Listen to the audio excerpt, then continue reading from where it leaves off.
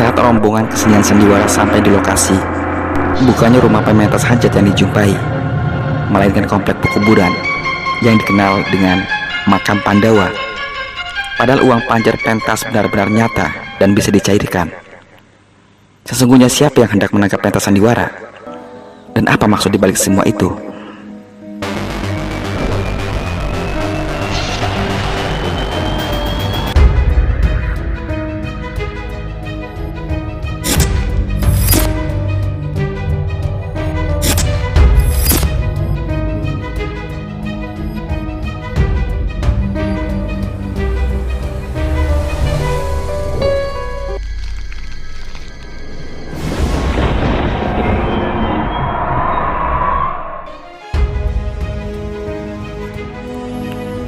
Assalamualaikum warahmatullahi wabarakatuh. Salam setia teman-teman Indramayu dan masyarakat Indonesia. Kali ini Studio Pantura akan mengangkat sebuah kejadian dan fenomena yang terjadi menimpa sebuah grup kesenian sandiwara yang tidak asing lagi bagi masyarakat Indramayu, Cirebon, dan sekitarnya. Kejadiannya cukup menggemparkan beberapa tahun lalu, di mana grup kesenian asal Kedung Legok, Kecamatan Loh Bener, Kabupaten Indramayu ini sempat dikerjai sosok yang dipercaya makhluk halus menyerupai orang yang hendak menangkap pentas sandiwara. Namun ternyata lokasi hajat yang dimaksud adalah sebuah kuburan yang ada di Desa Manggungan, Kecamatan Trisik, Kabupaten Indramayu. Berharap dengan kejadian ini ada hikmah dan pesan tersirat yang dapat kita maknai. Ikuti kisahnya. Namun sebelum itu, biasakan teman-teman menekan tombol subscribe dan bagikan video ini agar semakin bermanfaat dan agar tak ketinggalan kisah-kisah berikutnya.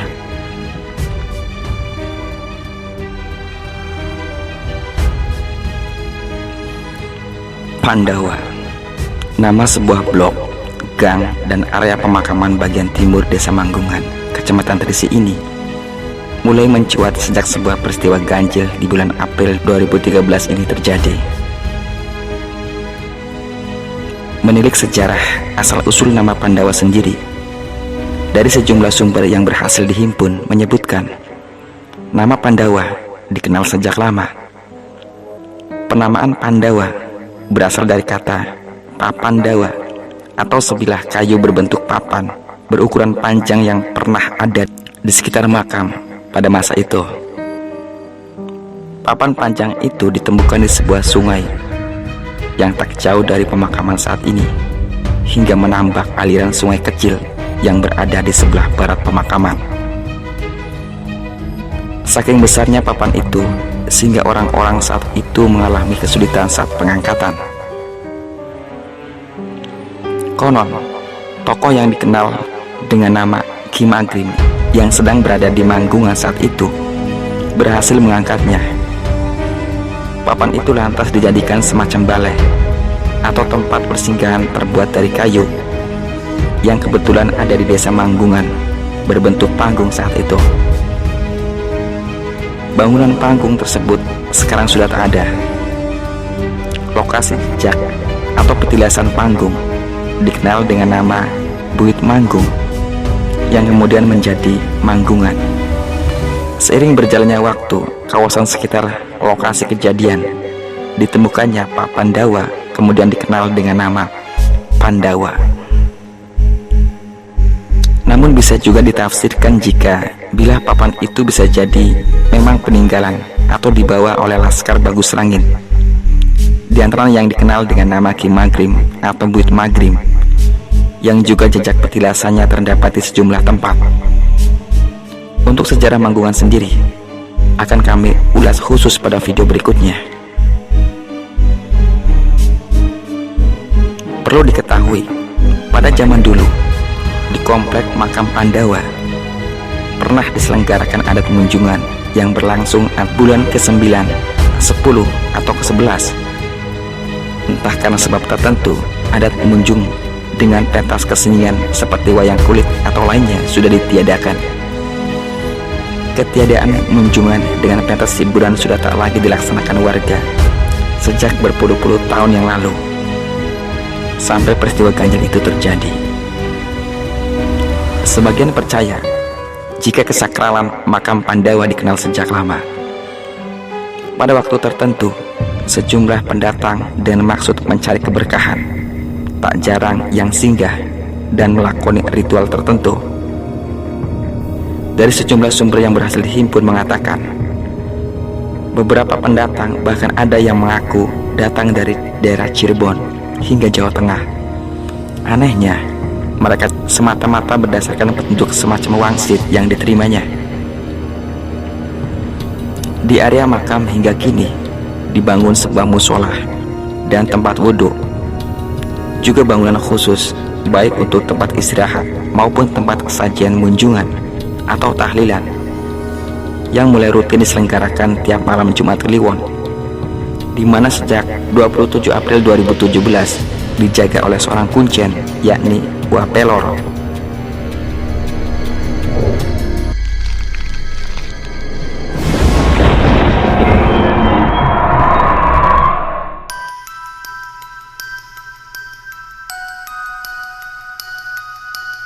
Pagi yang cerah di hari Minggu, bulan April 2013 silam. Mentari masih tampak malu mengintip dari balik celah pepohonan. Sekitar pukul 6.30, serombongan kendaraan berjumlah 4 buah datang dari arah utara, lalu berhenti di depan masjid sekitar perempatan jalan raya dekat kantor desa Manggungan. Rombongan yang diikuti para pedagang semisal teh poci, manisan dan lainnya ini tak lain adalah grup kesenian sandiwara Chandra Sari. Mereka berhenti, lalu beberapa di antaranya turun untuk menanyakan kepada warga mengenai lokasi hajat. Dalam kebingungan, sekonyong-konyong seorang pria berkendara motor melintas dari arah timur. Ia dihentikan oleh salah seorang kru sandiwara. "Maaf mas, di mana di desa ini yang ada hajatan sandiwara?" "Wah, setahu saya tidak ada yang hajatan, apalagi yang nangkap sandiwara." "Ah, yang betul mas, serius. Lagian kalau ada sandiwara, jauh-jauh hari pasti terdengar beritanya kok." Mendengar pengakuan laki-laki berkendara itu yang rupanya warga sekitar, salah seorang dari rombongan bingung.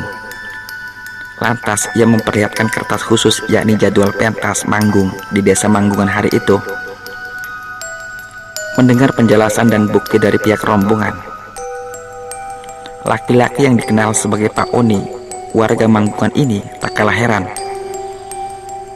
Setelah tertegun sejenak, lantas ia menyerah, lalu menunjuk alamat yang tertera, yakni desa Manggungan, Blok Pandawa. Salah seorang rombongan itu juga menjelaskan, jika orang yang mengaku sebagai pemangku hajat membayar uang panjar sebesar 2 juta rupiah dan menyebutkan jika lokasi rumah yang akan diselenggarakan pentas sandiwara berada di paling ujung gang sebelah utara setelah melewati perumahan warga.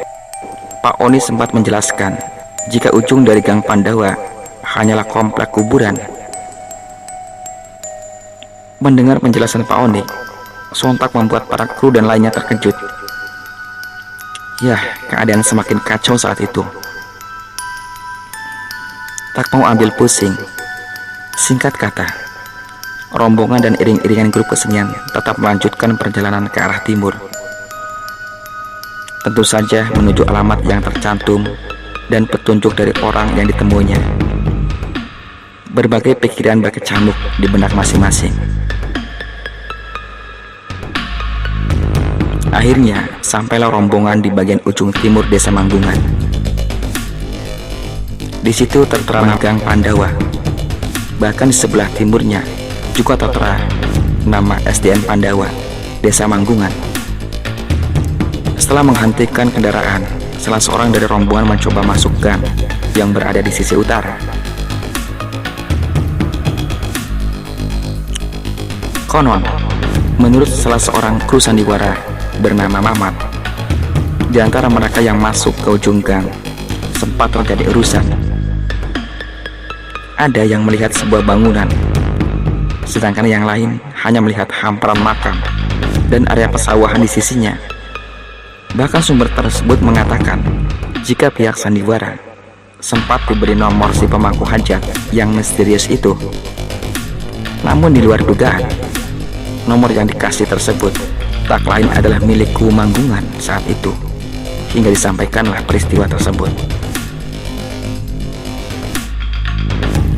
Terlepas adanya perbedaan pendapat, yang pasti lokasi yang dituju para kru kesenian itu tak lain dan tak bukan adalah area luas penuh semak, pohon dan deretan nisan, yang tak lain adalah komplek pekuburan dan dikenal dengan nama Kuburan Pandawa. Melihat kenyataan itu, rasanya tak mungkin para kuli bongkar pasang menggelar panggung sandiwara.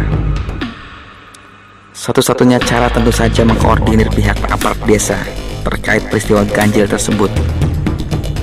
Selanjutnya, hari itu juga rombongan kembali dengan membawa sejuta tanda tanya besar dan rasa heran yang tak berujung. Sejak adanya peristiwa ganjil yang mengejutkan para personil kesenian maupun warga Manggungan dan sekitarnya, pihak aparat dan sesepuh desa Manggungan berpikir dan merundingkan kejadian langka dan sulit dicerna logika. Maka diputuskan tahun itu diadakan munjungan di komplek pemakaman Pandawa,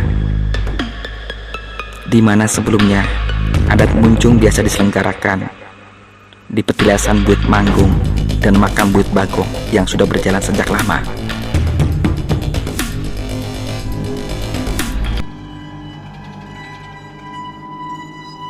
Malamnya sejak kejadian itu, banyak warga yang datang dari berbagai desa. Mereka berjubel mendatangi areal pemakaman Pandawa, atau hanya memadati sekitar gang.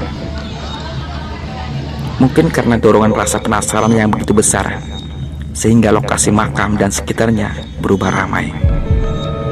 Meski yang mereka lihat hanya pekat di antara semak, pepohonan tua, dan deretan nisan.